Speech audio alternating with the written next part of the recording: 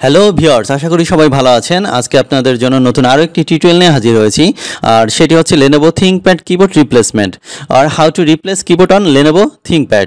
আমার কাছে Lenovoর Thinkpad-এর ই সিরিজের একটি ল্যাপটপ দেখতে পাচ্ছেন।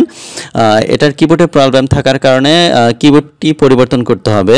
তো আজকে স্টেপ বাই স্টেপ দেখিয়ে দিব কিভাবে Lenovo Thinkpad বা ই সিরিজের ল্যাপটপগুলোর কিবোর্ড পরিবর্তন করে নিতে পারবেন।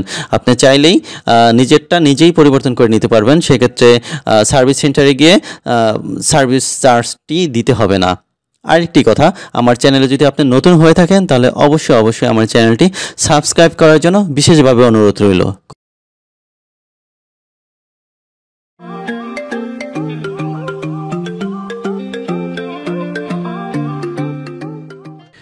প্রথমেই যে কভারটা দেখতে পাচ্ছেন, ছোট কভারটি, এই কভারটি প্রথমে খুলে নিতে হবে।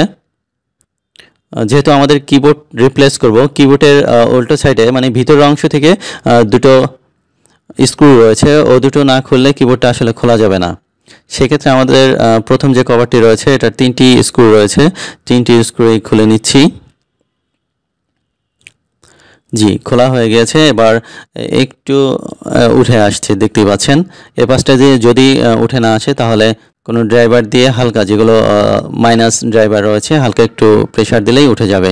দেওয়ার পর বাম দিকে টান দিতে হবে, সোজা বাঁকা করলে হবে না, বাম দিকে একটু টান দিলেই দেখেন উঠে আসছে। জি, কমপ্লিট হয়ে গেল। আপনি চাইলে এখান থেকে র্যাম, হার্ড ডিস্ক এগুলো পরিবর্তন করে নিতে পারবেন।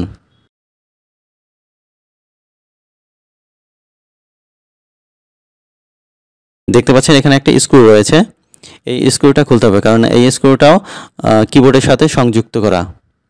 এটা খুলে নিব। আরেকটি রয়েছে, এই স্ক্রুটাও খুলে নিব। এই দুটো স্ক্রু খোলার পরেই আমাদের কিবোর্ডটি খোলার জন্য উপযুক্ত হয়ে যাবে। জি, খোলা হয়ে গেল।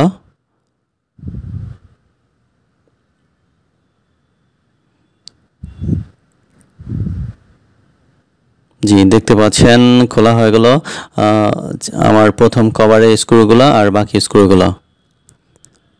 এবার দেখব কিভাবে কিবোর্ডটি খুলতে হয়। জি, কিবোর্ডটা দেখতে পাচ্ছেন, কিবোর্ডটা যে অবস্থায় আছে সেই অবস্থায় সামনের দিকে ধাক্কা দিতে হবে। একটু প্রেশার ক্রিয়েট করব সামনের দিকে, দেখতে পাচ্ছেন বের হয়ে আসছে। এটাও সামনের দিকে একইভাবে দুই সাইড দিয়ে সামনের দিকে একটু ধাক্কা দিলেই কিবোর্ডটি সুন্দরভাবে বের হয়ে আসবে। জি, দেখতে পাচ্ছেন সুন্দরভাবে বের হয়ে আসছে। জাস্ট ধরে সামনের পিছনের দিকে টান দিলেই হবে, সামনের দিকে না, পিছনের দিকে টান দিলেই হবে। জি, কিবোর্ডটি কিন্তু খোলা হয়ে গিয়েছে। তো খোলার সময় একটু খেয়াল রাখবেন, ভিতরে যেহেতু কানেকশন করা আছে, ক্যাবেল রয়েছে, সে ক্যাবেল যেন ছুটে না যায়, একদম তুলে ফেলবেন না। হালকা এক সাইড থেকে তুলে একটু বাঁকা করে দেখবেন যে ক্যাবেলটি কোন পাশে লাগানো রয়েছে। তো কিবোর্ডটি রিমুভ হয়ে গেল। দুটো ক্যাবেল রয়েছে, এটা একটা উপরে একটা নিচে, উপরেরটা একটু বড় ক্যাবেল, নিচেরটা একটু ছোট। জি, জাস্ট ধরে বাঁকা করবেন, বাঁকা করলে চলে আসবে, হালকা করে লাগানো আছে। যে নিচেটা একইভাবে একটা লক রয়েছে, লকটা জাস্ট ধরে উপরের দিকে আপনার আঙ্গুল দিয়ে বা নখ দিয়ে একটু চারি দিলেই খুলে আসবে। দেখতে পাচ্ছেন চলে আসছে। তো হয়ে গেল রিমুভ করা। এবার আমাদের নতুন যে কিবোর্ডটা রয়েছে সেই কিবোর্ডটা আমরা এখানে লাগাবো। জি, দুটো কিবোর্ড আর কেবল ভুল হওয়ার কোনো সম্ভাবনা নেই, কারণ একটি হচ্ছে ছোট কেবল আর একটা হচ্ছে বড় কেবল। আর যেটা নিচেরটা নিচের পোর্টে লাগবে আর উপরেরটা উপরের পোর্টে লাগবে। সেক্ষেত্রে আতঙ্কিত বা ভয় পাওয়ার কিছুই নাই। জাস্ট লাগানোর সময় যেই কেবলটা রয়েছে ওই পোর্টে হালকা একটু ধাক্কা দিয়ে লকটা চাপ দিলেই হবে, এতটুকুই। জি, চাপ দিলাম, এটা কিন্তু লেগে গেল। এবার একইভাবে উপরের যে লকটা রয়েছে কেবলের মাথাটা হালকা একটু ঢুকাবো, বেশি ঢুকবে না ওখানে, জাস্ট একটু দিয়ে লকটা উপর থেকে নিচে বাঁকা করে দিব। জি, দেখতে পাচ্ছেন লক হয়ে গেল, কিন্তু বেশি ঝামেলা না, একদম খোলাটাই একটু প্রবলেম। তারপর কানেকশন দেওয়া খুবই ইজি। তো হয়ে গেল। আমরা একটু চেক করে দেখি আসলে কিবোর্ডটা লাগালাম সম্পূর্ণ না লাগিয়ে কিবোর্ডটা না লাগে একটু চেক করে দেখি কিবোর্ডটা লাইন পেয়েছে কিনা, না হলে আবার বারবার খুলতে হবে। জি, উইন্ডোজ ওপেন হচ্ছে, দেখতে পাচ্ছি একটু সময় নিচ্ছে ভিউয়ার্স। ওপেন হয়ে গেল। আমরা এখন একটু চেক করব আসলে কিবোর্ডটা লাগিয়েছি, নতুন কিবোর্ডটা লাগিয়েছে যে এটা এখন কাজ করছে কিনা, আবার কেবলটি ঠিকভাবে লাগছে কিনা। যদি কেবল ঠিকভাবে না লাগে তাহলে কিন্তু কাজ করবে না। দেখতে পাচ্ছেন কিবোর্ড কিন্তু কাজ করছে, তার মানে হচ্ছে কেবল দুটো কেবল রয়েছে, ছিল দুটো কেবলে কিন্তু ঠিকভাবে কাজ করেছে। সব কিগুলোই এখন কিন্তু কাজ করছে, তার মানে হচ্ছে আমার কিবোর্ডটি লাগানো সাকসেসফুলি হয়েছে। তো আপনারা চাইলেই সার্ভিসিং সেন্টার, অনেক সময় কিবোর্ড নষ্ট হয়ে গেলে আমরা কিন্তু সার্ভিসিং সেন্টারে দিয়ে থাকি, সেক্ষেত্রে 500 টাকা কিন্তু সার্ভিস চার্জ নিয়ে নেয়। তো এই কাজটা না করে জাস্ট আপনার ল্যাপটপের ব্যাক সাইডে, পিছন সাইডে দেখবেন যে আপনার যে পিসি ল্যাপটপটা রয়েছে সেটার কি মডেল, সেই মডেল জাস্ট তাদেরকে দেখালেই তারা ওই মডেলে একটা ল্যাপটপের কিবোর্ড দিয়ে দিবে। আপনি নিজেই কিনে এনে জাস্ট এভাবে প্রতিস্থাপন করে নিতে পারবেন।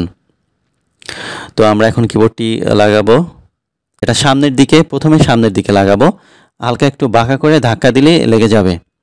একইভাবে নিচের সামনে চাপ দিব, একটু প্রেশার ক্রিয়েট করে কিবোর্ডটা জাস্ট এদিক নিয়ে আসবো, চাপ দিয়ে এদিক নিয়ে আসবো। লকটা দেখতে পাচ্ছেন, লকগুলো জাস্ট ভিতর দিকে ঢুকিয়ে দিব। জি, একটু টান দিব, একটু সামনের দিকে টান দিব। জি, আমার লকগুলো কিন্তু লেগে গেল। একদম সিম্পল। আপনি চাইলেই এভাবে আপনার কিবোর্ডটি রিপ্লেসমেন্ট করে নিতে পারবেন খুব সহজেই।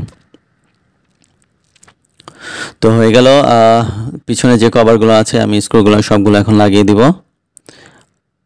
মোটামুটি সব কিছুই ঠিকঠাকভাবে হয়ে গিয়েছে। তো ভিউয়ার্স, আজকে যদি আপনি প্রথম আমার ভিডিও দেখে থাকেন তাহলে অবশ্যই একটি রিকোয়েস্ট রইল, আমার চ্যানেলটি সাবস্ক্রাইব করে সাথেই থাকবেন সাপোর্ট দেওয়ার জন্য।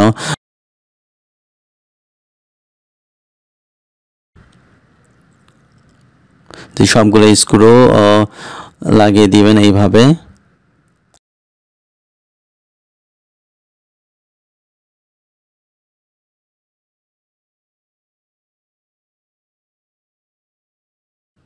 লাগানোর সময় একইভাবে প্রথমে ডান পাশটা লাগাবেন ঠিকভাবে, যদি লকটা লেগে যায় তারপর জাস্ট চাপ দিবেন,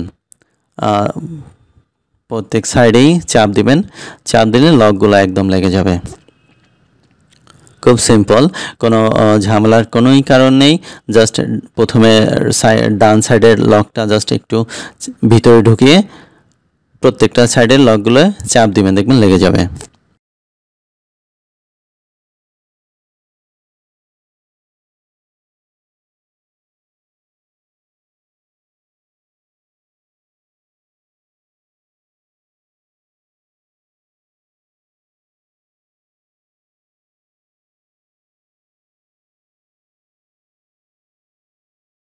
ভিউয়ার্স, আজ এ পর্যন্তই। আবার কথা হবে নতুন কোনো টেকনোলজির ভিডিও নিয়ে। সে পর্যন্ত ভালোই থাকবেন আশা করি। ধন্যবাদ সবাইকে।